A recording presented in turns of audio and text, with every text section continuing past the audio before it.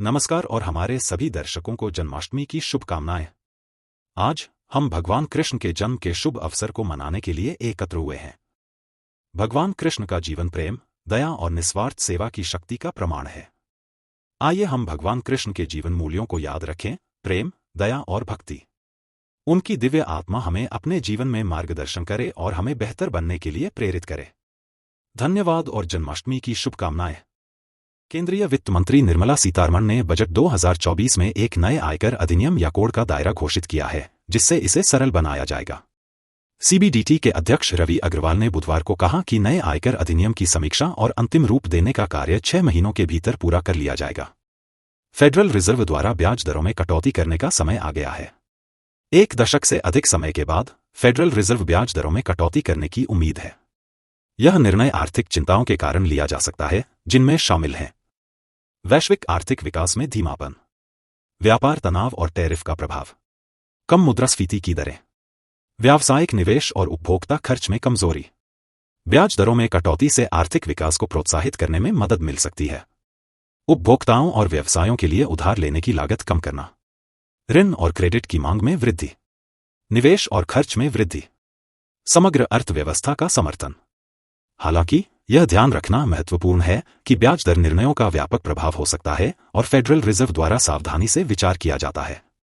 एथर energy ने हाल ही में श्रीलंका में प्रवेश किया है, जो नेपाल के बाद इसका दूसरा अंतर्राष्ट्रीय बाजार है। वे आगामी तिमाही में इवोल्यूशन ऑटो प्राइवेट लिमिटेड के साथ साझेदारी में श्रीलंका में अपना पहला एक्सपीरियंस सेंटर खोलने की योजना बना रहे हैं। इवोल्यूशन ऑटो श्रीलंका में एथर के लिए राष्ट्रीय वितरक के रूप में काम करेगा, बिक्री और सेवा संचालन का प्रबंधन करेगा, साथ ही साथ देश भर में फास्ट चार्जिंग इचर स्थापित करेगा। एथर एनर्जी श्रीलंका में प्रवेश करने के लिए रोमांचित है, जिसने बढ़ती पेट्रोल की कीमतों और पर्यावरण लाभों के कारण इलेक्ट्रिक वाहनों के लिए बढ़ती पसंद दिखाई है। लेजेंड्स लीग क्रिकेट ने दुबई स्थित कंपनी ब्रिकवर्क से 39 करोड़ रुपए जुटाए हैं, जिसका मूल्यांकन 350 करोड़ रुपए है। यह लीग के लिए एक शानदार विकास है, जिसमें सीनियर क्रिकेटर शामिल हैं। इस फंडिंग का उपयोग लीग के विकास और विस्तार के लिए किया जाएगा। हीरो मोटर्स लिमिटेड ने सेबी के साथ प्रारंभिक जनहित पेशकश (आईपीओ) के माध्यम से 900 करोड़ रुपए जुटाने के लिए प्रारंभिक पत्र दाखिल किए हैं। आईपीओ में 500 करोड़ रुपए का ताजा मुद्दा और प्रमोटरों द्वारा 400 करोड़ रुपए की पेशकश शामिल है, जिसमें ओपी मुंजाल होल्डिंग्स, भाग्योदय निवेश और हीरो साइकिल शामिल हैं। कंपनी की योजना ऋण चुकाने, पूंजीगत व्यय और सामान्य कॉर्पोरेट उद्देश्यों के लिए धन का उपयोग करने की है। एप्पल ने हाल ही में एक स्मार्ट रिंग के लिए पेटेंट दायर किया है, जो त्वचा से त्वचा के संपर्क का पता लगा सकता है, जिससे विभिन्न इशारों और नियंत्रणों की अनुमति मिलती है। स्मार्ट रिंग का उपयोग दस्तावेज खोलने, प्रतिबंधित क्षेत्रों में पहुंच प्रदान करने और यहां तक कि मैक को नियंत्रित करने के लिए किया जा सकता है। इसके अतिरिक्त एप्पल ने कई स्मार्ट रिंग्स के लिए पेटेंट दायर किए हैं, जो एक साथ काम कर सकते हैं। प्रत्येक की विशिष्ट कार्यक्षमता जैसे मोशन कंट्रोल, वॉइस कंट्रोल और हेल्थ मॉनिटरिंग है। ये स्मार्ट रिंग एक साथ पहने जा सकते हैं और बाहरी डिवाइसों को नियंत्रित करने, फोन कॉल करने और जानकारी संग्रहीत करने के लिए उपयोग किए जा सकते हैं। व्हाट्सएप गेमिंग ऐप्स की अनुमति देता है। व्हाट्सएप ने हाल ही में घोषणा की है कि वह अपने प्लेटफॉर्म पर गेमिंग ऐप्स की अनुमति देगा, जिससे उपयोगकर्ता अब व्हाट्सएप पर गेम खेल सकेंगे। यह फीचर उपयोगकर्ताओं को व्हाट्सएप पर ही गेमिंग का आनंद लेने की अनुमति देगा, बिना किसी अतिरिक्त ऐप की आवश्यकता के। व्हाट्सएप के इस कदम से गेमिंग ऐप्स के विकास में नए अवसर खुलेंगे और उपयोगकर्ताओं को एक नया मनोरंजन विकल्प मिलेगा। ओला इलेक्ट्रिक की बाजार हिस्सेदारी पिछले 2 महीनों में 30% से अधिक गिर गई है, जुलाई में 39% से अगस्त में 33% तक। इस गिरावट के बावजूद ओला इलेक्ट्रिक दोपहिया बाजार में अग्रणी खिलाड़ी बना हुआ है, जिसने वित्त वर्ष 24 में 329,618 स्कूटर बेचे हैं, जो वित्त वर्ष 23 में बिक्री से लगभग 2 गुना है। कंपनी अगले साल दिवाली तक किफायती इलेक्ट्रिक मोटरसाइकिल लॉन्च करने की योजना बना रही है, जिससे बाजार में अपनी बढ़त बनाए रखने में मदद मिलेगी। बड़ी खबर लिवप्योर के लिए, एक पानी के शुद्धिकरण और एयर कंडीशनड ब्रांड।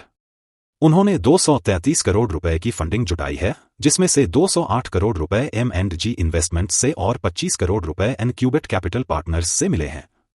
यह निवेश लिवप्योर को अपने उत्पाद पोर्टफोलियो का विस्तार करने, बाजार में अपनी उपस्थिति बढ़ाने और घर की श्रेणी में उपभोक्ताओं की बदलती जरूरतों को पूरा करने में मदद करेगा। कंपनी की योजना इस फंड का उपयोग श्रेणी विस्तार, उत्पाद विकास और अपनी पेशकशों को विविध बनाने के लिए करना है। यह लिवप्योर के लिए एक महत्वपूर्ण मील का पत्थर है, क्योंकि यह विकास और विस्तार के अपने अगले चरण में प्रवेश करता है।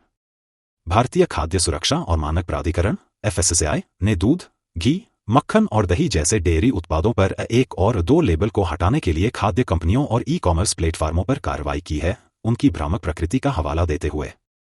FSSAI ने गुरुवार को जारी एक निर्देश में कहा कि ऐसे दावे खाद्य सुरक्षा और मानक अधिनियम 2006 के अनुरूप नहीं हैं। FSSAI को यह पता चला है कि कई खाद्य व्यवसाय संचालक FBO FSSAI लाइसेंस नंबर के तहत 1 और 2 के नाम से दूध और दूध उत्पादों जैसे घी, मक्खन, दही आदि को बेचते बाजार में उतारते हैं, FSSAI द्वारा जारी बयान में कहा गया है। अदानी पावर के शेयरों में 2% की वृद्धि हुई क्योंकि NCLT ने लाखों अमरकांतक के अधिग्रहण को मंजूरी दे दी। अदानी परिवार वर्ष के अंत से पहले अदानी पावर का लगभग 3% बेचने की भी योजना बना रहा है और इससे 8,000 से 10,000 करोड़ रुपए प्राप्त करने की उम्मीद है, एक रिपोर्ट में कहा गया है। अदानी पावर लिमिटेड के शेयर 23 अगस्त को 2% से अधिक बढ़कर 689 रुपए पर पहुंच गए, जब कंपनी ने घोषणा की कि राष्ट्रीय कंपनी कानून न्यायाधिकरण NCLT की हैदराबाद बेंच ने लाखों अमरकांतक पावर के अधिग्रहण के लिए 4,101 करोड़ रुपए की समाधान योजना को मंजूरी दे दी है। यह अधिग्रहण लाखों अमरकांतक पावर लिमिटेड LAPL की कॉरपोरेट दिवालियापन समाधान प्रक्रिया CIRP के तहत दिवालियापन और दिवालियापन संहिता IBC के हिस्से के रूप में आता है।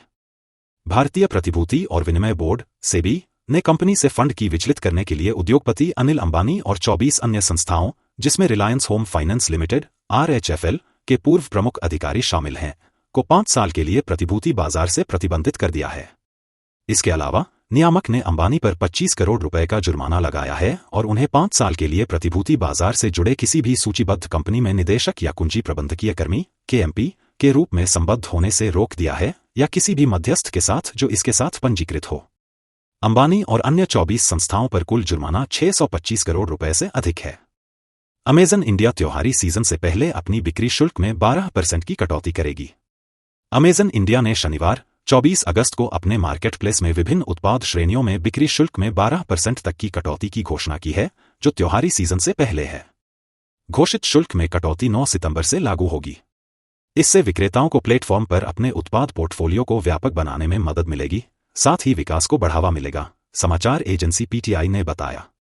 परिवर्तनों के साथ अमेजन इंडिया पर विक्रेताओं को विभिन्न उत्पाद श्रेणियों में 3 से 12% की श्रृंखला में बिक्री शुल्क में गिरावट का लाभ मिलेगा, PTI ने अमेजन इंडिया के हवाले से बताया। दर कार्ड में नए परिवर्तन मुख्य रूप से 500 रुपए से कम कीमत वाले उत्पादों को लाभान्वित करेंगे, यह कहा। स्विग्गी IPO के लिए $15 अरब के मूल्यांकन की ओर देख रहा है, जिसमें $1.2 अरब जुटाने का लक्ष्य है। सॉफ्टबैंक समर्थित भारतीय खाद्य वितरण दिग्गज स्विग्गी अपने आगामी स्टॉक मार्केट ऑफरिंग के लिए लगभग $15 अरब के मूल्यांकन को लक्षित कर रहा है, जिससे यह इस साल भारत में सबसे बड़े IPO में से एक होगा। स्विग्गी ऑनलाइन रेस्तरां और कैफे खाद्य वितरण क्षेत्र में जोमैटो के साथ प्रतिस्पर्धा करता है और दोनों ने 10 मिनट में किराने और अन्य उत्पादों की डिलीवरी के साथ क्विक कॉमर्स बूम पर बड़े दांव लगाए हैं।